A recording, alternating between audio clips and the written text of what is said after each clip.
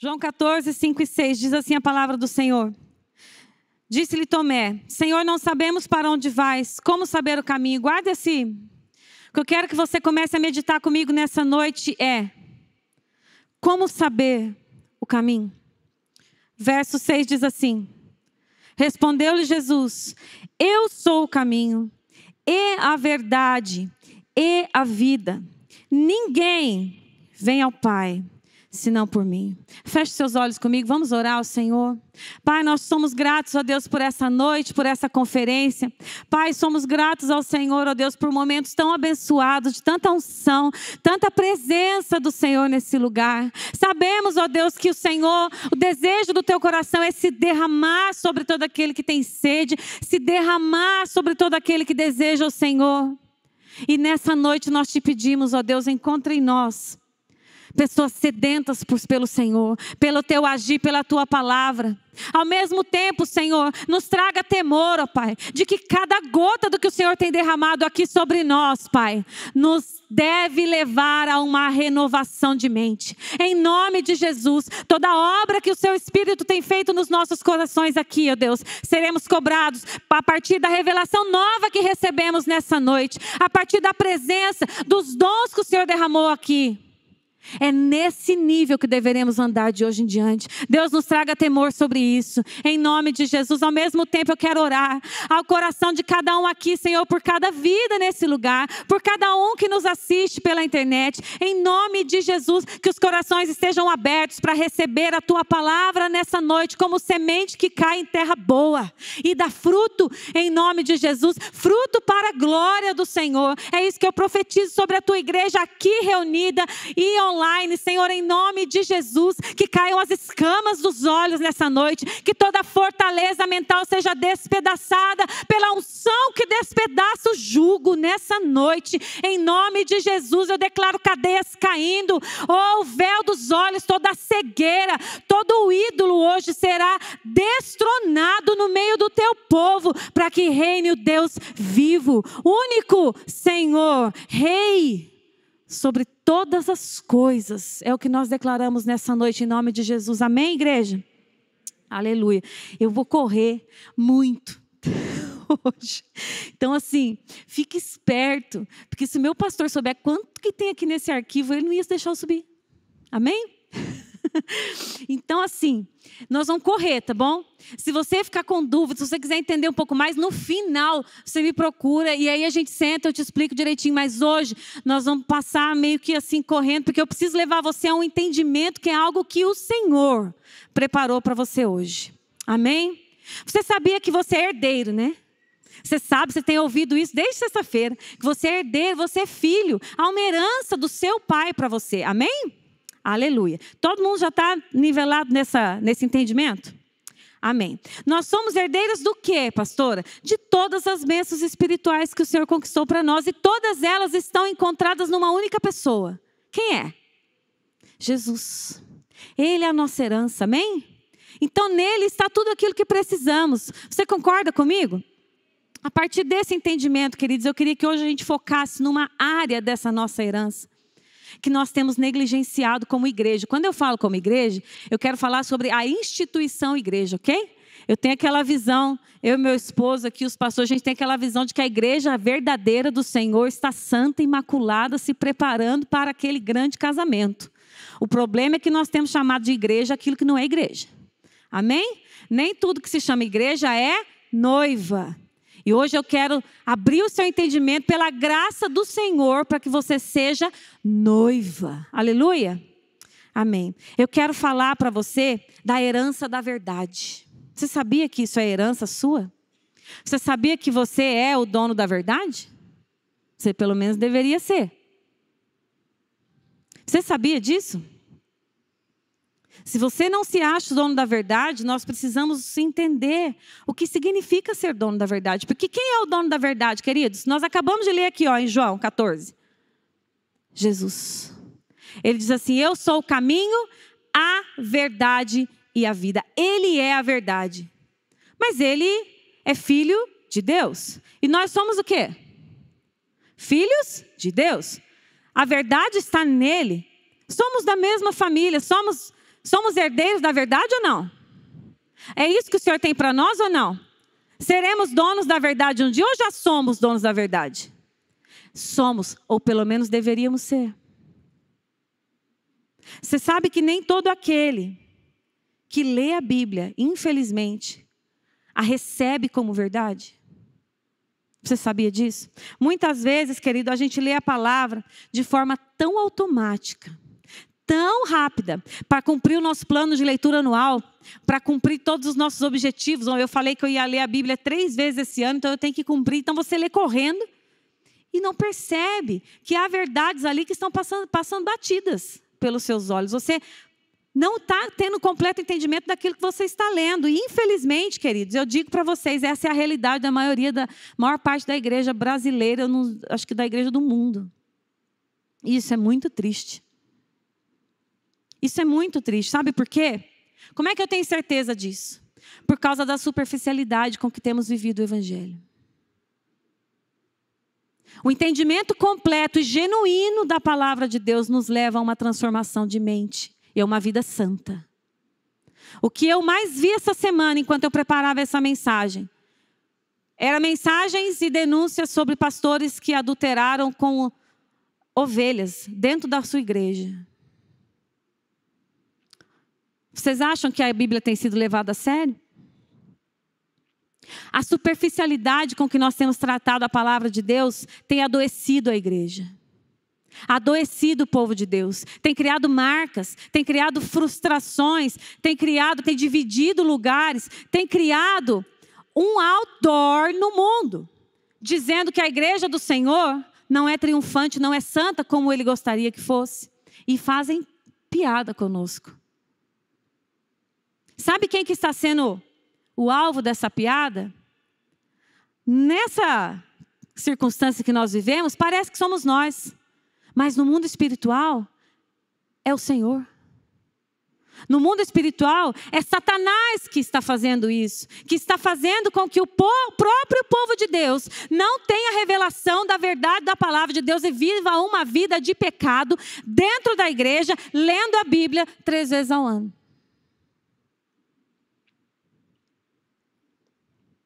Essa superficialidade, ela não é nova. Entenda isso. Eu estou lendo um livro do Dr. Martin Lloyd-Jones.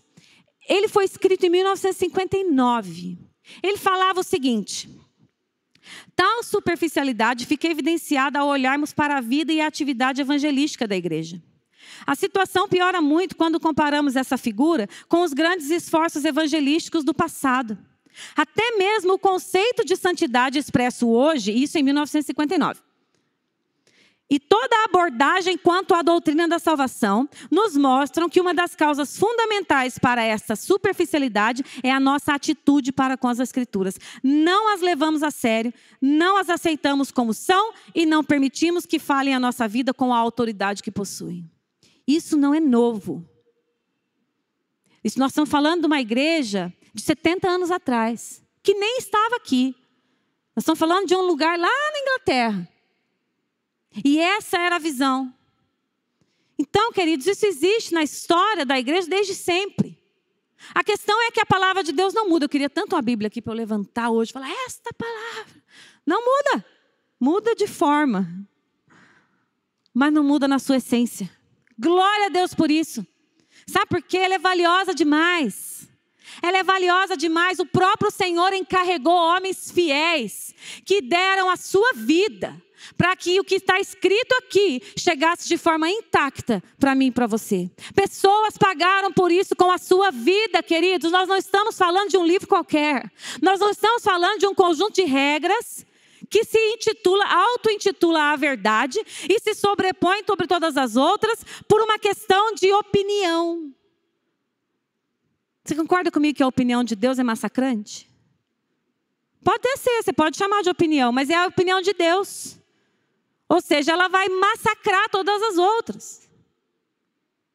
Porque todas as outras coisas fora de Deus são coisas criadas.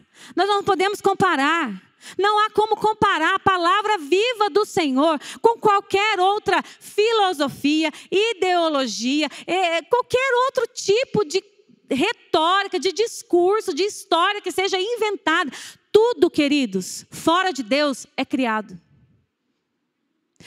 Eu quero que você entenda hoje um conceito muito importante para aquilo que nós vamos ver aqui. O conceito de cosmovisão. Você sabe o que é cosmovisão?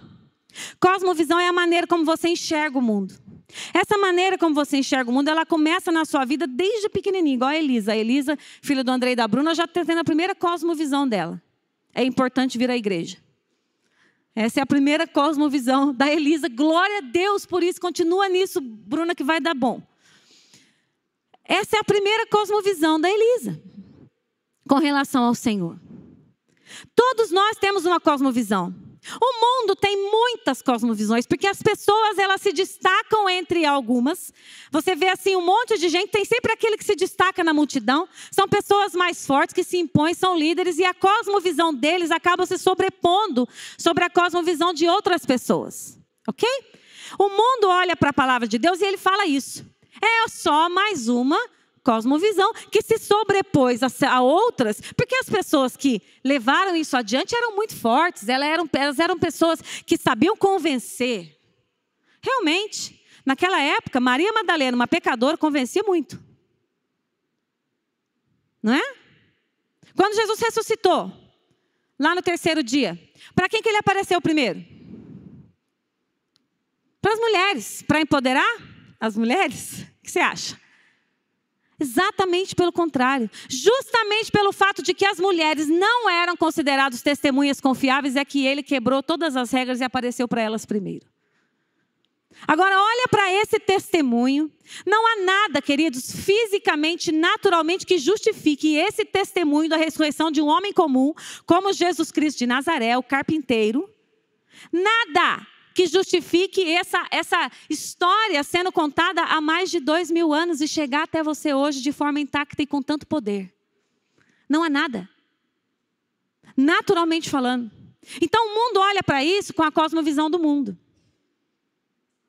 A maneira como nós abordamos as Escrituras é determinante para a nossa saúde espiritual. Para definir o que nós seremos. Se nós seremos adoradores ou idólatras. O Senhor está procurando adoradores, amém? O problema é que Ele tem encontrado idólatras. O Senhor está procurando adoradores e tem encontrado idólatras. E quando Ele confronta esses idólatras, eles falam como o povo de Israel falava quando os profetas os confrontavam. Mas o que nós temos idolatrado? Nós estamos aqui servindo ao Senhor? Estamos. Cheios dos nossos conceitos, das nossas as coisas que a gente vem do mundo, e segurando isso com tanta firmeza e colocando esses conceitos e as nossas feridas e tudo aquilo que a gente construiu em cima das nossas feridas, nós damos tanto valor para isso, querido, que nós colocamos no trono do nosso coração. E tudo à nossa volta é visto a partir dessa perspectiva, a partir dessa cosmovisão. Inclusive a palavra de Deus. Quantos aqui, eu sei que o pessoal que está online não está vendo vocês, mas é importante você participar. Quantos aqui já foram confrontados por alguém dizendo que a Bíblia é machista?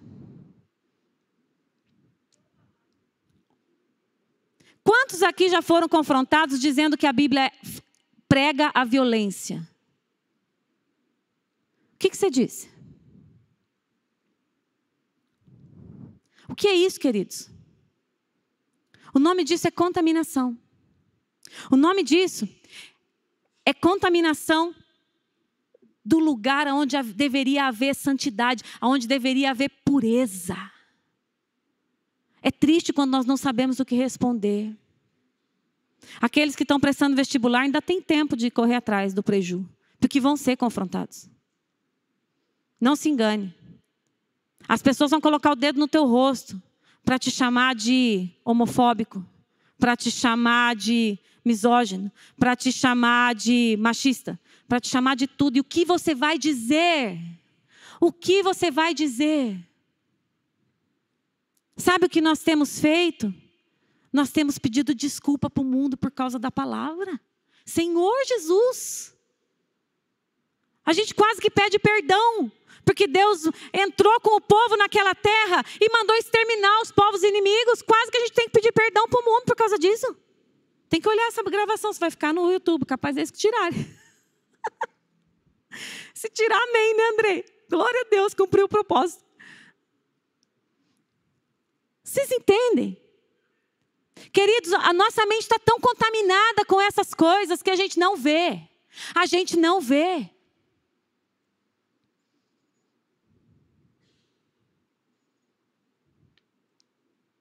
Preciso correr.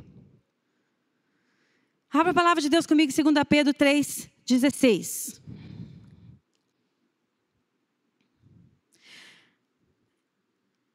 Esse mau entendimento das Escrituras, esse entendimento contaminado das Escrituras também, querido, não é novidade, ok? Isso não é novidade. Quando a gente lê esse versículo de 2 Pedro 3:16, a gente vê que isso acontecia. Veja só. Aqui, Pedro está falando, ele está mencionando o ensino de Paulo. Tá?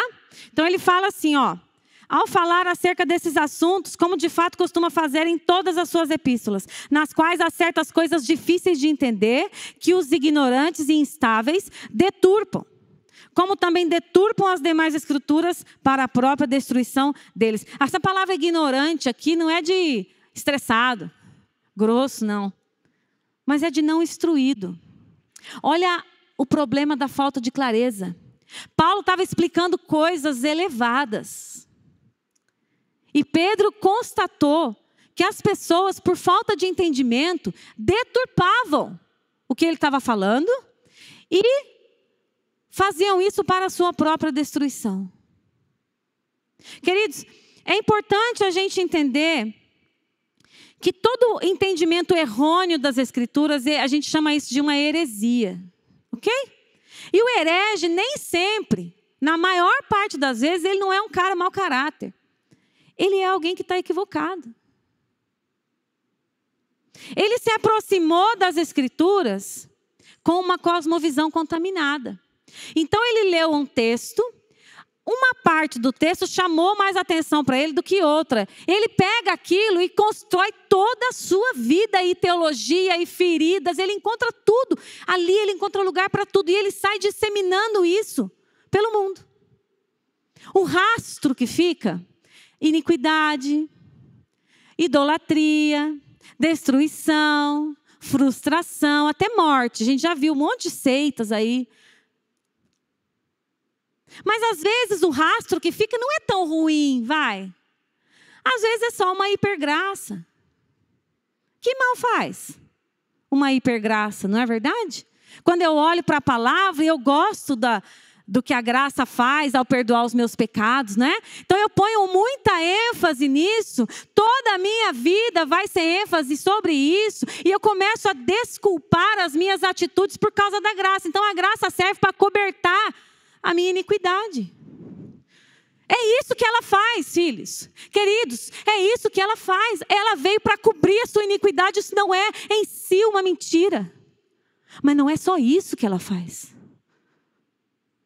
Ela vem sim para cobrir a sua iniquidade, para te lavar dos seus pecados, mas a mesmíssima graça te levanta para caminhar em santidade. Ah, eu sou prova disso. Queridos, eu sei de onde eu saí. Não dá para caminhar de vida santa com a cosmovisão que eu tinha se o Senhor não fizesse um milagre no meu coração. Não dá. Não dá. Olha para você. Por que você ama Deus? Por que de repente você resolveu amar Deus? É um milagre. Agora esse milagre tem que continuar acontecendo. Você precisa encontrar a pureza das Escrituras. Para isso você vai ter que abandonar a sua idolatria. Você vai ter que abandonar a sua forma de pensar, a sua cosmovisão, a sua maneira de ver a Bíblia. Não serve. O cristianismo não é seu. Você e ele são coisas criadas. Há um Deus absoluto, supremo e santo. E para ele nós devemos, baixar a cabeça. Então a heresia, ela é uma abordagem enganosa das Escrituras. E ela acontece de dentro para fora. Ela acontece no seio da igreja, ou no seio do convertido, daquele que está aqui lendo as Escrituras, para fora. Amém? Existe um caminho inverso, você sabia disso? Porque o mundo tem uma cosmovisão. Não é só você que tem, não é só a igreja que tem. O cristianismo é uma cosmovisão. É a nossa. Amém? É a nossa. Nós devemos lutar todos os dias para estarmos alinhados com Ele. O fundamento dessa cosmovisão é a palavra de Deus, aquilo que Deus disse. Se Deus não disse, não vale. Se Deus disse, vale. É simples como água e vinho. Deus falou, amém. Deus não falou, estou fora. Existem outras. Toda cosmovisão é fundamentada num sistema de pensamentos que estão fundamentados em algum início, em algum princípio, de algum lugar ele saiu. Ok? O cristianismo como cosmovisão, da onde ele saiu? Está no nome. Do Cristo. Amém? O cristianismo saiu do Cristo. Essa é a nossa. Todas as outras saíram de outros lugares. Cristo é um com Deus? É um com Deus, amém? Você crê nisso? Disso depende da sua vida eterna, creia nisso. Jesus é um com Deus. Todos os outros ismos saíram de outros pontos de partida, queridos. E no mundo que nós estamos inseridos, não tem muro, né? Se não é em Cristo, é lá no cão. Nossa, pastora, mas também não precisa ser assim. Tem tanta coisa que é boa, né? Por exemplo, vamos dar um exemplo aqui. Eu sempre bato no povo do outro lado, né? Vamos falar do capitalismo aqui. Tem tanta coisa boa, não é verdade? Hoje a gente comprou o nosso carro. Se você ainda não comprou, você vai um dia comprar o seu carro, porque o Senhor quer te prosperar. Não é? Por causa do capitalismo, você recebe um salário. Creio eu que de acordo com o seu mérito. Por causa do capitalismo, você pode comprar e vender coisas ao seu gosto. Você pode usar a sua liberdade para comprar o que você gosta. Não o que te mandam comprar. Não é verdade? Agora, o capitalismo também é uma cosmovisão. E como cosmovisão, ele tem algo no centro. O que está no centro do capitalismo? É o capital. Money. E em nome dessa ideologia, dessa cosmovisão, todos os recursos são distribuídos conforme a capacidade de cada um. Mas nós sabemos que não é bem assim, não é mesmo? Creio que 80% da riqueza do mundo está concentrado num miolinho assim. E todo o resto que se vire, né? Que se estapeie para conseguir o seu. E quem não conseguiu fazer o quê, né? A igreja está aí para suprir. É de Deus isso? Deus tem uma visão? Deus tem uma cosmovisão sobre o dinheiro? O que você acha? Tem. Cristão precisa do capitalismo? Se Deus tem uma visão sobre o dinheiro, você acha que o cristão precisa do capitalismo? Sabe por que você não precisa? Porque o capitalismo vai pedir um preço para você. Ele não é Deus. Lembra-se, ele é um ídolo. Deus ama, o ídolo requer. Deus dá, é da natureza. Veja, Deus tanto amou o mundo que deu seu filho. Mas é só Ele que é Deus. Todos os outros são ídolos. O ídolo não dá, a não ser que você pague um preço. Capitalismo é um Deus. E o preço é aquilo que você mais ama. A sua família. Esteja disposto a trabalhar o suficiente número de horas e adiar a sua família ou colocá-la em segundo plano. E você vai subir na vida. É o preço. Está disposto? Ele vai dar o que você quer. Mas há um preço. Vamos pegar um outro ismo aqui? Vamos falar eu não quero falar, mas eu vou ter que falar. do feminismo. Puxa vida. Não queria falar, mas vou ter que falar. Não é? O que tem, né, pastora?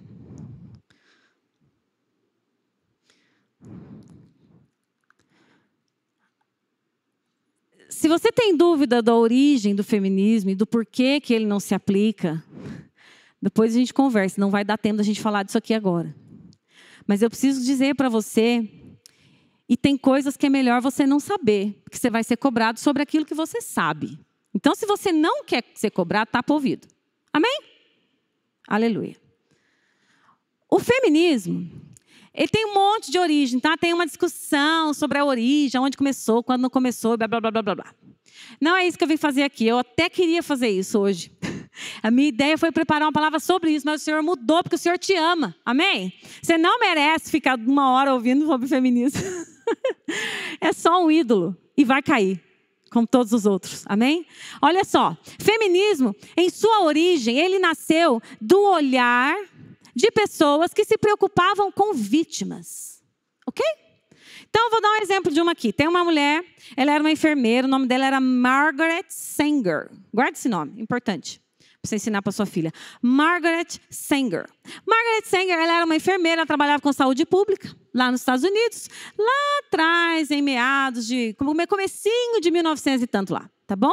Ela ia nas comunidades pobres e ela via as famílias abandonadas lá naquelas comunidades pobres sem saneamento básico, as crianças passando fome. Geralmente ela chegava lá e só encontrava a mãe e as crianças, porque o pai estava tentando ganhar dinheiro, mas todo o dinheiro que ele ganhava ele bebia, porque o Deus dele era o alcoolismo, que tomava tudo que ele tinha, proporcionando para ele uma consciência amortecida. Porque se ele caísse em si e visse a realidade com que ele vivia, ele se matava. Então ele ia para o Deus dele e deixava a família lá. E a mãe tentando conseguir comida para cuidar daquelas crianças. Essa mulher, essa enfermeira, chegava naquele lugar, via essa situação, olhava para essa mãe desesperada, provavelmente já grávida de outro, e falava assim: a gente precisa cuidar dessa pessoa. O problema dessa mulher são essas crianças. Porque se ela não tivesse essas crianças, ela podia trabalhar. Não é mesmo? Ela podia prestar serviços de lavagem, de cuidar de alguém, de fazer comida, qualquer coisa. Mas ela tem essas crianças que ela precisa cuidar, então o problema dela é essas crianças. Então vamos fazer o seguinte, vamos implantar algumas clínicas aqui que vão trazer saúde da mulher. É um nome bonito para assassinato de bebês no útero. Sabe por quê? Porque a Margaret Sanger, queridos, pensa comigo, nós não estamos aqui para crucificar a mulher, amém? Ela já morreu. Nós estamos aqui para entender a cosmovisão que ela tinha. Ela olhava para aquilo e ela era uma enfermeira, ela precisava cuidar daquelas pessoas. Só que, era como enxugar gelo. O que ela tinha para oferecer, queridos? Ela não tinha Jesus. O que ela tinha para oferecer? A cosmovisão dela. Na cosmovisão dela, o problema eram aquelas crianças. Então, se a gente parar de deixar esse povo procriar, em 30 anos esse problema está resolvido. Você sabe o que ela fez? Ela instalou as suas clínicas e a sua ajuda nos bairros mais pobres. Porque esses é que não deveriam procriar. Amém? Era nos negros do Bronx que ela fazia os seus experimentos. Era lá. Mas você não vai ouvir isso de nenhum movimento Black Lives Matter. Nenhum. Porque não interessa a ninguém a verdade na sua mente. Não interessa que você saiba a verdade das coisas.Essas clínicas foram instaladas nos lugares mais pobres, porque eles estavam fazendo como se fosse uma eugenia. Eles selecionavam quem era apto a procriar, e os que não eram deveriam ser esterilizados. Em 50 anos o problema da pobreza estava resolvido, na mente dela. Isso, queridos, é a mesma estrutura de pensamento de Hitler. É a mesma estrutura de pensamento. Você entende que o Deus feminismo requer sangue? Ai, pastora, mas eu sou uma feminista cristã. Eu concordo com todas as coisas, mas eu não concordo com o aborto. Não tem como, querida, não tem como. Se você for conversar com uma feminista, as líderes, as maiores ativistas feministas no Brasil, são duas. Débora Diniz, que é uma que eu lembro de cabeça, o nome dela, abençoada. Deixa eu achar ela aqui. Olha só o que ela fala. Essa Débora Diniz é a maior ativista feminista no Brasil hoje, ok? Você vai ouvir bastante falar dela o ano que vem, porque é ano de eleição. Você vai ouvir falar muito dela. Olha o que ela fala. Não há como ser feminista e ser contra o aborto. Então você acha que você é feminista cristã, mas isso não existe, queridos. Porque a cosmovisão está estabelecida num princípio diferente do princípio que é o seu. Esse ídolo, ele é construído em cima de princípios diferentes. Não há como, não há. Uma outra, Regina Soares, também deve ouvir falar bastante dela. Sem conflito, é impossível inserir o feminismo nas igrejas, porque partem de lugares diferentes. Não seja ingênua. Agora tem o feministo. Acredite. Tem uns amigos se intitulando agora feministo. Você já viram aquele meme que faz assim, ó? Me imagina, tá bom? Tá bom, gente? Não tem como. Ok? E eu quero acabar para a gente acabar o nosso papo sobre esse ídolo especificamente, uma frase da mãe do feminismo, Margaret Sanger. Secretamente investir em áreas não brancas, instalando clínicas de abortos em guetos de negros. Solicitar ajuda para criar clínicas de aborto, preferencialmente em áreas não brancas. O nome do livro onde você encontra isso aqui é A Enciclopédia do Poder Branco. Pode procurar. Está no Google. Está na Wikipedia.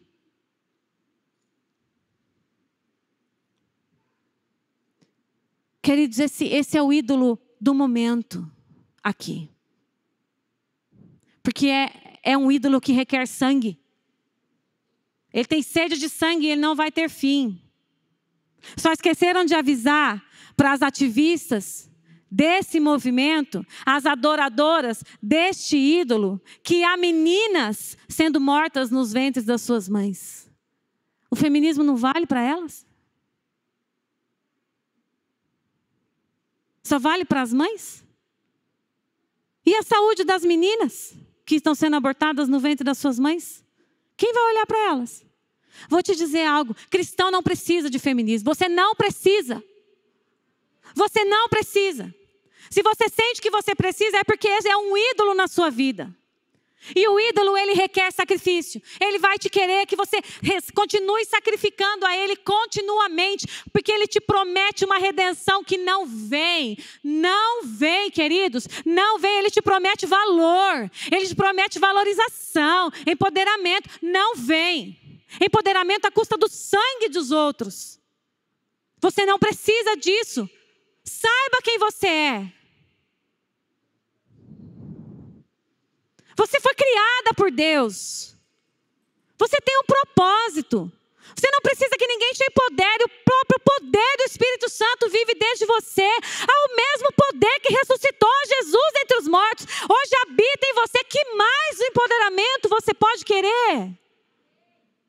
Em nome de Jesus, sacrifica hoje, chega, sacrifica não, joga fora, pega esse ídolo e quebra hoje em nome de Jesus, você não precisa. Meninas, adolescentes do meu coração, chega, hoje é o dia da sua decisão, ou você é cristão ou você é feminista. Eu avisei que havia coisas aqui que é melhor você não saber. Agora que você sabe, você vai ter que escolher. Ou você é cristão ou você é feminista. Sabe por quê?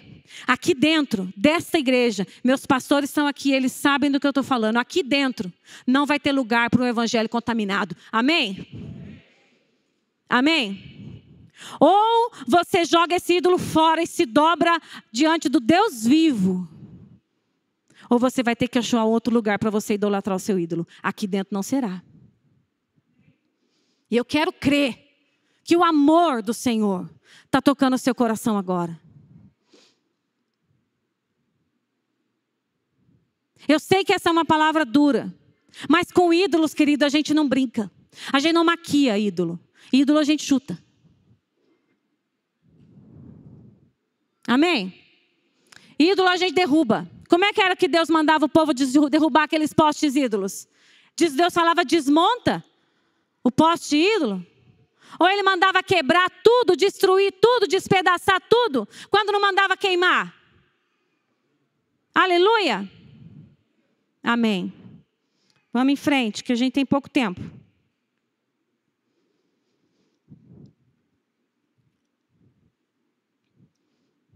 Quero falar de outros ídolos. Não tão proeminentes. Aqueles bonitinhos que a gente guarda na bolsa. Leva na carteira.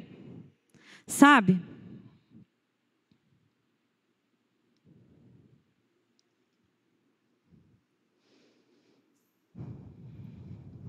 Antes da gente entrar neles, deixa eu falar um pouco sobre um outro.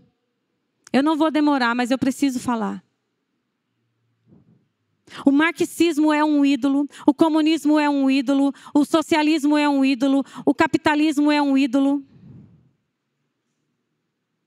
Todos eles partem de um princípio diferente do cristianismo. Você vai ter que escolher.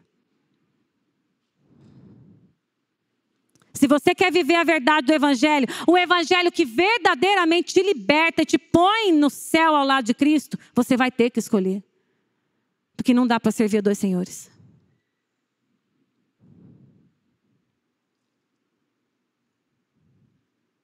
Abra comigo a palavra em Mateus 5.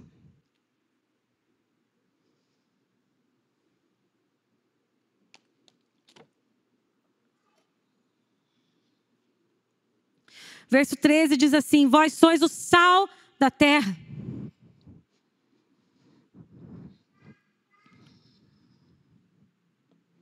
Quero ler de novo. Vós sois o sal da terra.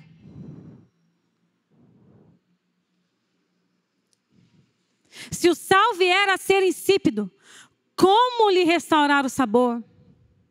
Para nada mais presta, senão para, lançado fora, ser pisado pelos homens.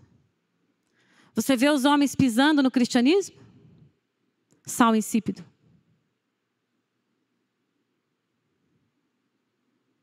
Você está vendo o evangelho do Senhor Jesus ser escarnecido por aí?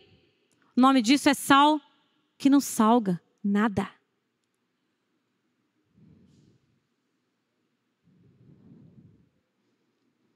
Vós sois a luz do mundo. Vós sois a luz do mundo. Não se pode esconder a cidade edificada sobre o monte. Eu quero te dizer, se você está se escondendo, se ninguém descobriu ainda que você é cristão, que você não é feminista, que você não é taxista, que você não é todos-usista, esteticista. Se você está se escondendo, você não é luz do mundo.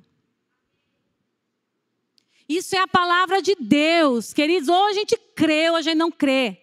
Vós sois a luz do mundo. Não dá para esconder a cidade edificada sobre o monte. Não dá. Se você está escondido, porque você não é luz.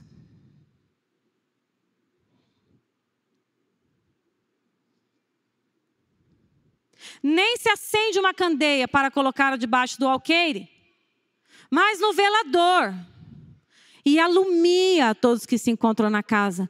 Quem são os seus amigos? Estão sendo iluminados? Quem são os seus amigos? Você é o único cristão no meio de 25 feministas? Acende essa candeia, ou você vai ser lançado fora. Vai buscar óleo para você, ou você vai ser lançado fora. Você foi criado com um propósito, meu querido, minha querida, para iluminar. Uma vez que você ilumina, não dá para te esconder. Ninguém consegue ficar neutro do seu lado. Entendeu? Ninguém consegue ficar neutro com você. Ou eles vão se curvar ao seu Deus, ou você vai se curvar ao ídolo deles. Não dá, não dá. Se Deus te acendeu e você está sendo tolerado ali naquele meio, tem algo errado, você está apagado. Isso é a palavra, não sou eu, é a palavra. Vai buscar óleo para você. E peça a Deus que te acenda e te reacenda. Ou você influencia, ou você vai ser influenciado. Não tem neutro, não tem muro.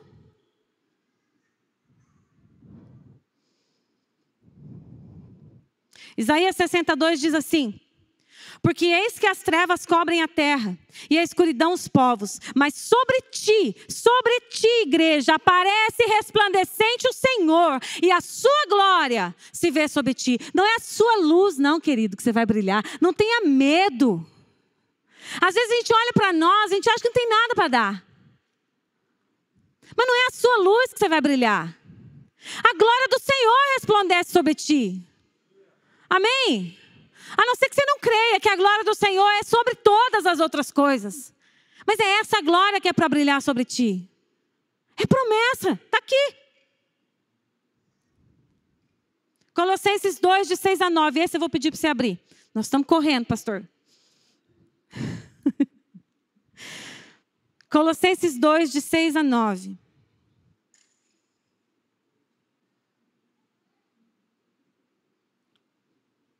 Ora, como recebestes Cristo Jesus o Senhor, assim andai nele. Lembra do princípio do seu ismo, do seu cristianismo. Assim andai nele.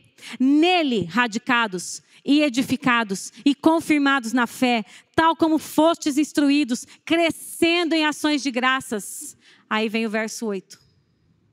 Cuidado, que ninguém vos venha enredar com sua filosofia e vãs sutilezas, conforme a tradição dos homens, conforme os rudimentos do mundo, e não segundo Cristo. Ou você está de um lado, ou você está do outro.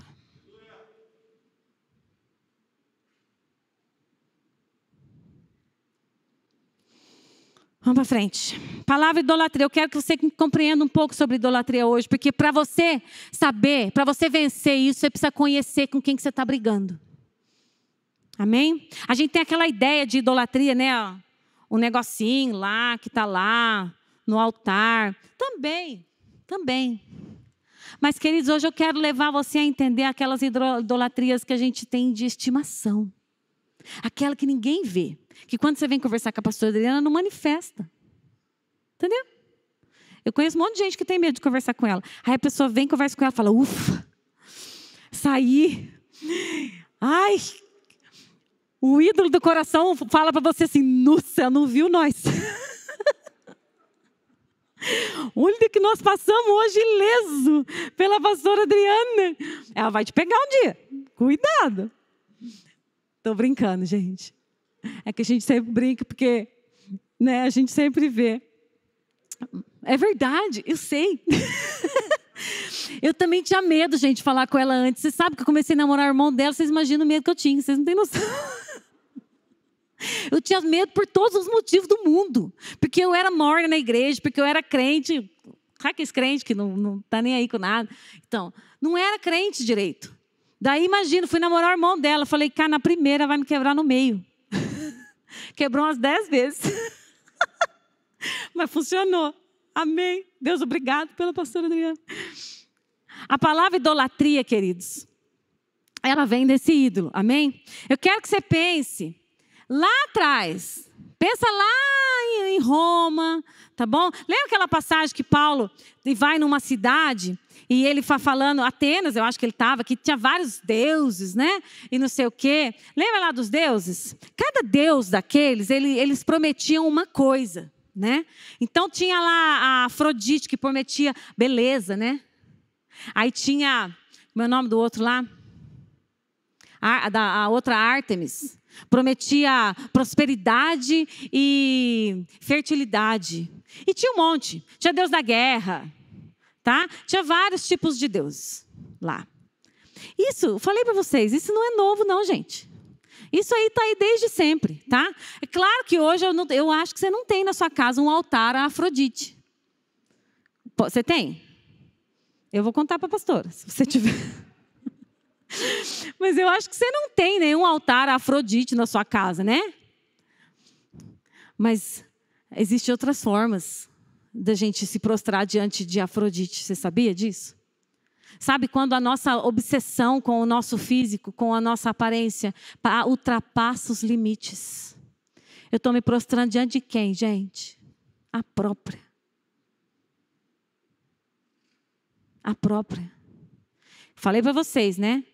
Ídolo não é Deus. Deus dá. Ídolo, toma. Ela quer um preço seu. E o preço é o tempo. É a energia. Então, todo o tempo que você tiver vai ser investido no seu shape. Tem bicho aqui. Todo o tempo que você tiver vai ser investido no seu shape. Então, você resolve, como diz hoje, né? Meter o shape, virar bonitão, virar bonitona e azar. Não deu tempo de ler a palavra, mas eu tenho que ir para a academia porque eu tenho. Eu tenho que ser desse jeito. Eu não posso aparentar isso. Eu tenho que ter tal característica. Isso é o quê, queridos? Afrodite. Você está se dobrando diante de um ídolo. Aí vamos pensar, como eu falei, na questão profissional, né? Aí, como é que é o nome dela? Ártemis. Ela não está na sua casa, você não tem nenhum ídolo na sua casa, né? Mas você trabalha de sol a sol, domingo a domingo, mata culto, mata curso, não vou poder, não vou estar, não vai dar. E eu nem quero falar da família, né? Porque quando a gente cria coragem, gente, para falar para o pastor que a gente não vai estar, é porque nós estamos idolatrando mesmo. Porque lá na nossa casa não precisa de tanta coragem assim. Imagina. Lá então esquece. Você não está. Você não está cuidando. Você não está exercendo o seu ministério número 1. E Deus vai te cobrar, adivinha do quê, irmãos? Da meta que você bateu ou dos filhos que você deixou de criar? Ártemis. Sabe, toda a idolatria ela tem o seu sacerdócio, ela tem a sua forma de agir, tá? Ela tem os seus rituais. E ela tem o seu santuário, vamos dizer assim, né? Eu nunca fui em Nova York, um dia quero ir, mas eu tenho certeza que o santuário lá é do Ártemis. Especialmente em Wall Street. Aqueles prédios enormes, aquelas coisas assim. Aquilo ali é o santuário do ídolo.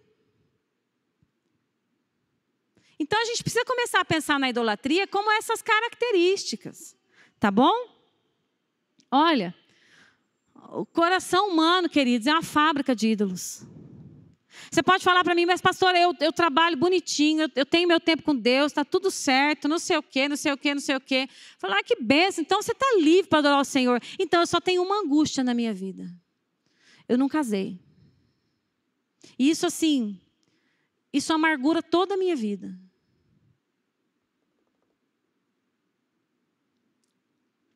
Ídolo.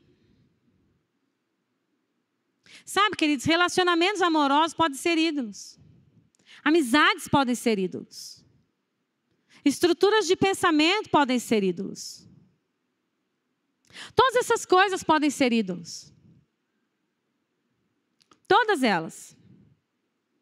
E todas elas prometem aquilo que você está buscando. Então, ela te promete, por exemplo, a Ártemis lá, que eu falei o exemplo, né?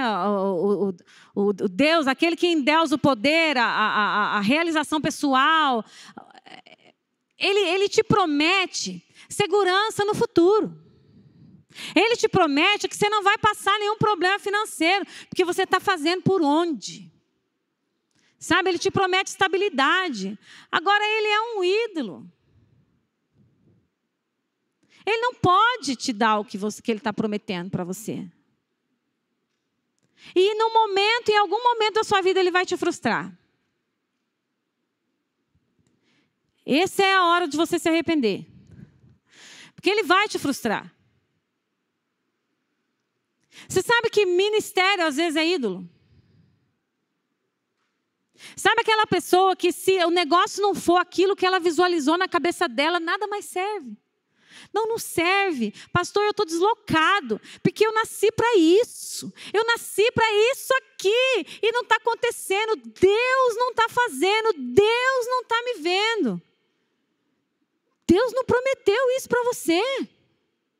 Você criou um ídolo. Queridos, Deus não frustra ninguém. Deus não... Sabe quando acontece frustração? É quando é feita uma promessa que não é cumprida. Diz para mim se isso é do caráter de Deus. Você sabe que Ele te deu muito mais do que você pediu, muito mais do que você merecia, muito mais do que você imaginou. Desde quando isso é do caráter de Deus? Te prometer coisa e depois tirar, depois frustrar? Isso é coisa de ídolo. Talvez você acha que você está servindo a Deus, você está servindo ao ídolo do seu ministério. Esse é sutil, hein? Esse está na bolsa. Olha, Deus lida com você hoje, querido. Querida ministro e ministra. Querido pastor, querida pastora, querido líder. Deus lida com você hoje. Eu sei que Ele tem promessas para o seu futuro. Mas não há nada que Deus fale para você assim, ok, isso a gente resolve depois. Não. Deus é agora. Ele pode até falar, se você fizer isso agora, você vai colher. Mas o tratamento é agora. Então não tem essa de frustrar. O que acontece é que nós criamos expectativas irreais que não vieram de Deus. Porque nenhuma palavra sai da sua boca sem propósito. Pelo contrário, Ele faz com que sejam cumpridas toda a palavra que sai da boca de Deus. Ele faz com que sejam cumpridas, Ele move tudo que tiver que mover para cumprir a sua palavra. Mas Ele não tem compromisso com aquilo que Ele não falou. Mais uma característica. Deus tem propósito quando Ele fala. Um A de Deus tem propósito. Ídolo não. O ídolo, querido, não fala. Ele é mudo. A gente é que põe palavra na boca dele. É morto, é um trem morto, não cria nada. A gente é que põe nele as nossas expectativas. Nossa, se eu fizer isso, Ele vai me dar. Nossa, se eu fizer isso, o meu ministério vai fazer assim com o meu ministério. Se eu fizer assim, se eu começar a pregar sobre isso, se eu amaciar o discurso, então a igreja vai encher. Fiz certinho hoje. Não tem como. Deus não tem compromisso. O seu ídolo também não te prometeu nada. É você que botou nele as suas expectativas. No fundo, o ídolo é você. E os seus sonhos. E a sua forma. E as suas expectativas. Você só deu um nome gospel para ele. Porque com ele você consegue conviver, ser um pastor jubilado e convivendo com o ídolo.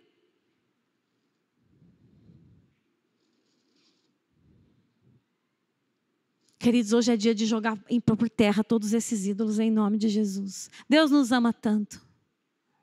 Nos deu muito mais do que aquilo que a gente precisa, muito mais. Até aquilo que a gente não vê, Ele tem feito por nós. Nós viajamos de Jundiaí para cá durante 6 anos. Meu carro nunca ficou parado, queridos, na estrada. Nunca tivemos um acidente, nunca tivemos nada, mas eu não tenho dúvida de tudo aquilo que Deus nos livrou e a gente nem sabe. A gente nem sabe. Estou acabando. Sabe, queridos, lá em Êxodo 20, a gente tem as primeiras instruções do Senhor para o seu povo. E a primeira delas, Ele fala assim, não terás outros deuses diante de mim. Não terás. Se eu não partir o meu relacionamento com Deus dessa premissa, eu vou estar num evangelho contaminado. Se eu não me aproximar da palavra de Deus com essa premissa em mente, a verdade está aqui e não aqui. Essa é a verdade. Isso muda isso e não o contrário. Ok? Quem precisa de atualização sou eu, não a palavra. Isso muda aqui e não o contrário. Se essa não é a minha premissa, não adianta querer cumprir os outros mandamentos. Primeira coisa que Deus fala para o seu povo, ídolo não. E olha, se você estudar a palavra, e eu espero que se você não está estudando a partir de hoje, você se mergulhe nessa palavra. Porque é ela que vai te ajudar a discernir se você tem adorado a Deus ou ao ídolo. Ela é poderosa para discernir, mas se aproxime dela da forma correta. Se você estudar a palavra de Deus, você vai ver que desde quando Deus tirou Abraão do meio do seu povo, Deus começa a tratar com uma relação de coisas. Promessa, confiança, fé, confiança, promessa, conquista, estratégia, confiança, fé, dificuldade, fé, conquistou, vitória e fé de novo, e tribulação, mais fé. E o tempo todo, no meio dessa mistura de fé e dificuldade, e crer naquilo que não está vendo, sair sem ter para onde, no meio disso tudo tem promessa envolvida, tem medo, tem humanidade, porque Abraão mente para esconder Sara dos egípcios. Tem tanta coisa misturada, mas se você puder olhar a palavra de Deus num panorama, você vai ver Deus tentando livrar o seu povo da idolatria o tempo todo. O tempo todo. O Senhor chamando a atenção do seu povo. Vocês me abandonaram. Vocês me abandonaram. Eu dei isso para vocês. Vocês idolatraram aquilo que eu dei. Vocês me abandonaram. Vocês já leram o livro de Joséias? Deus instrui o profeta a se casar com uma prostituta. E ela o abandona inúmeras vezes. Por que Deus fez isso com o profeta? Para exemplificar o seu povo. Quão facilmente o seu povo o abandona por causa dos seus próprios ídolos. Mas todas as vezes que há uma restauração, a primeira coisa é lançar fora os ídolos. Tem que haver espaço, tem que tirar aquilo que está dividindo o seu coração, querido, porque Deus não vai permitir que você divida o seu coração com nada. O seu coração é dele, porque ele é seu. A relação com o Senhor é de um para um. Eu já falei para vocês, o negócio de Deus é monogamia. Deus é para casar. E uma vez só. Amém? Quando Deus instituiu o casamento, é isso que ele tinha em mente. Aliança. Até nisso a gente vê as coisas contaminadas hoje. Como eu falei para vocês, eu vi um monte de história de pastor se divorciando. Até nisso a gente vê que o mundo conseguiu contaminar a relação que Deus usou, criou para exemplificar Cristo e a sua igreja sendo contaminada por causa daquilo que eu não quero manter. Porque eu preciso ser feliz. Não é mesmo? Eu preciso ser feliz. Eu não posso continuar casado com esse homem. E a minha felicidade? Olha, queridos, a gente precisa ser mais claro quando a gente está celebrando um casamento. Vocês que celebram um casamento, precisa ser claro. Você não vai viver agora, você está amando a sua esposa agora, mas não é isso que vai manter sua aliança. Você prometeu. Você prometeu. O casamento é fundamentado em promessas. Porque Cristo nos fez promessas. Um dia Ele vai voltar. Amém? Estamos acabando agora. 1000 desses 1000 ídolos que a gente viu e muitos outros que não dá tempo da gente considerar aqui. Eu quero que você fique com uma mensagem. Pastor, eu identifiquei um ídolo no meu coração, eu identifiquei vários ídolos no meu coração. O que eu faço agora? Está acabado para mim. Como eu falei para você, querido, se você ler a palavra, qualquer porção da palavra que você pegar, você vai ver ali pedaços de uma aliança que alguém deixou de cumprir e Deus está chamando de volta. Sabe, Ele não te destituiu da posição de filho. O Senhor, nosso Deus, ainda há tempo de se arrepender porque Ele é longânimo. Ele é paciente. E muito mais, e além de tudo isso, Ele te ama. O Senhor Jesus é o seu noivo. E o noivo quer a noiva. Então essa palavra é para te alertar e para te ajudar a corrigir o rumo. Sabe, noiva, é hora de se adornar. É hora de parar de adulterar. Porque o seu noivo está te esperando e ainda há tempo, mas haverá um dia que não vai mais ter tempo. Que as portas vão ser fechadas e a festa vai começar. E se você não estava pronta, você não vai estar.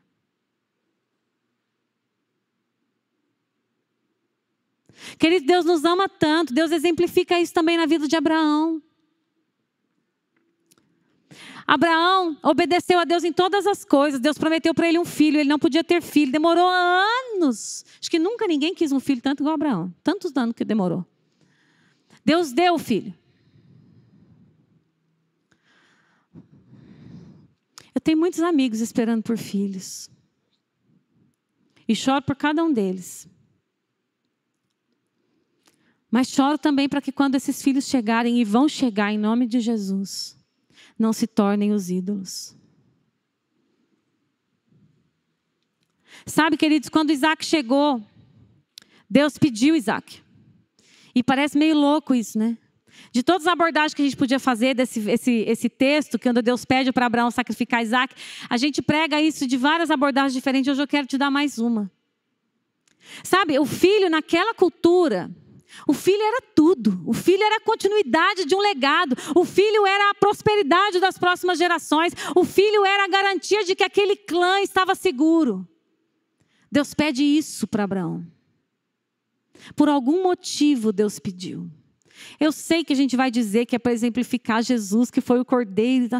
E é. Mas essa história é tão rica que não dá para ficar só nesse prisma. O filho para Abraão era tudo aquilo que ele não tinha.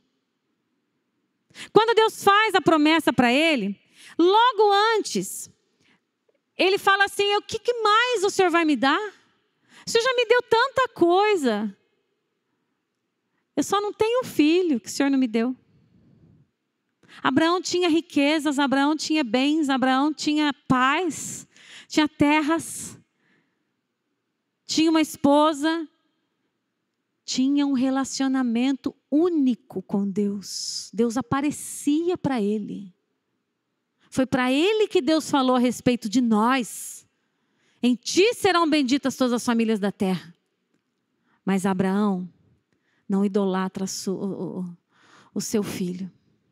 E eu não posso afirmar para vocês, queridos, que ele fez. Que ele idolatrou Isaac. Não, eu não posso fazer isso. A Bíblia não nos dá margem para pensar isso. Mas por algum motivo Deus quis Isaac. Nem que fosse para alertar Abraão.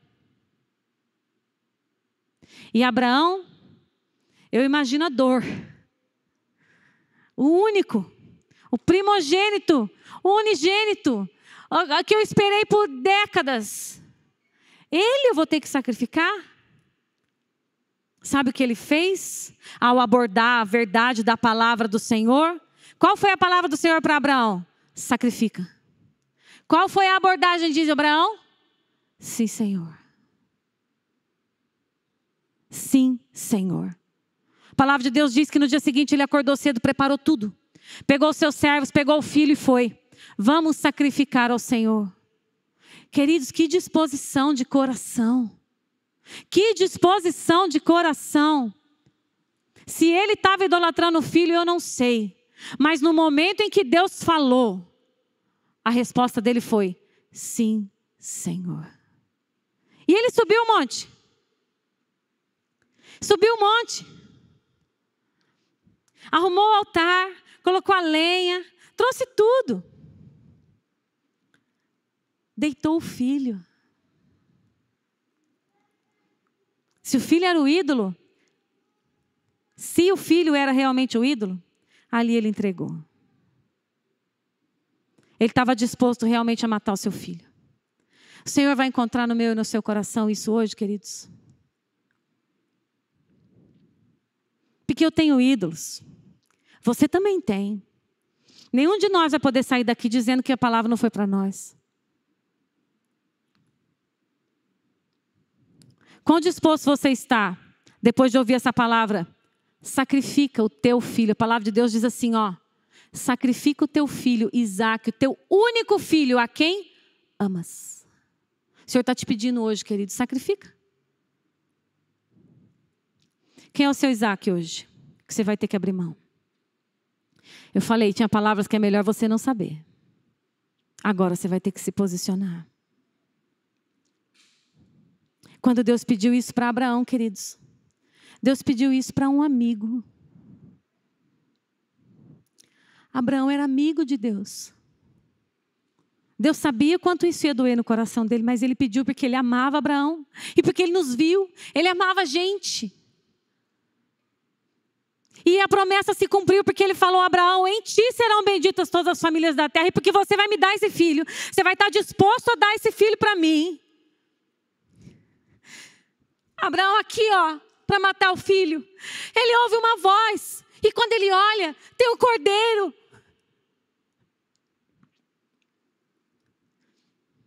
Tem um cordeiro para você.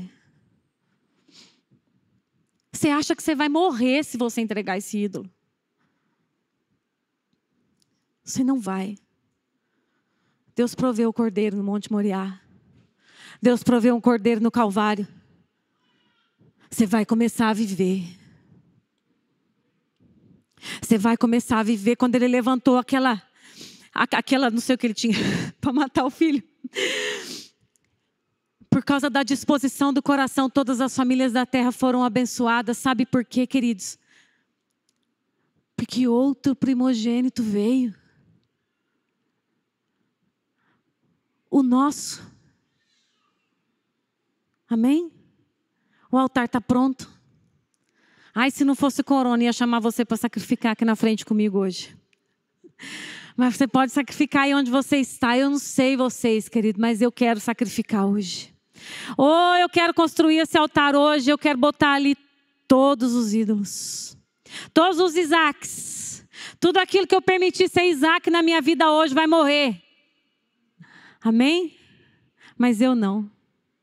Para mim houve substituição. Eu vou viver. Assim como o Isaac ressuscitou, levantou do altar, ele deitou o filho, e o filho só levantou porque havia um cordeiro naquele arbusto. Eu e você vamos viver porque havia um cordeiro naquela cruz. Ele é a nossa chave, ele é a nossa vida. E não há nada que seja digno da nossa vida se não for ele. Amém? Levante do seu lugar, vamos orar.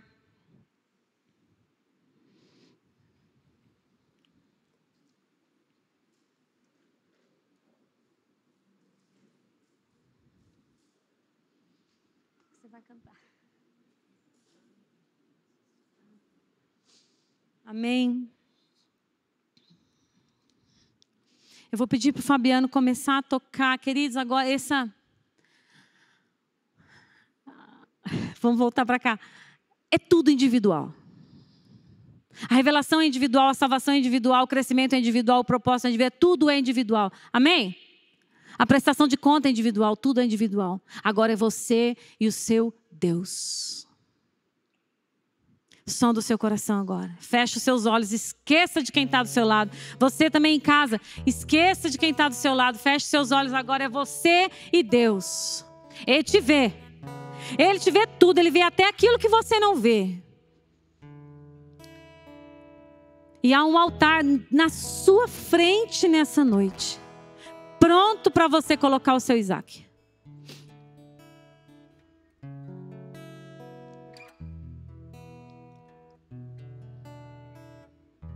Pronto para receber o seu Isaac. Lembra, quem está te pedindo o seu Isaac é o seu amigo. É alguém que não está bravo com você, mas é alguém que te ama tanto, mais tanto.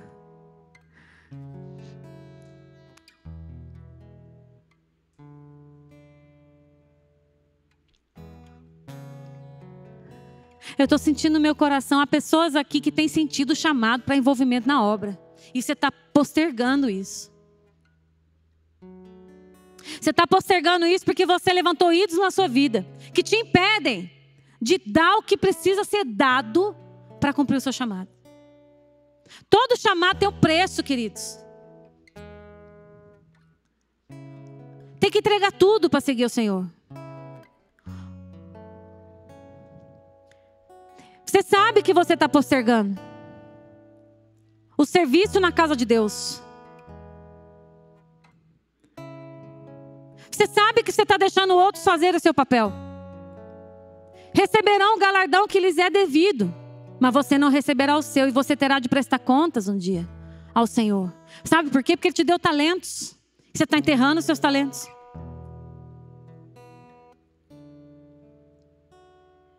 Ídolos na sua vida têm te impedido de adorar o Deus vivo como Ele requer de você. Isso é individual, queridos. Deus tem um chamado para cada um. Você sabe quais são esses ídolos que têm te impedido de servir a Deus de coração inteiro. Você tem colocado freio. Você tem colocado freio no seu crescimento, no seu envolvimento. O seu coração quer, mas o seu ídolo clama. O seu coração quer, mas o seu ídolo clama. Hoje é o dia de quebrar. Hoje é o dia de despedaçar todo ídolo. Ele não se mexe, gente. É você que tem que quebrar.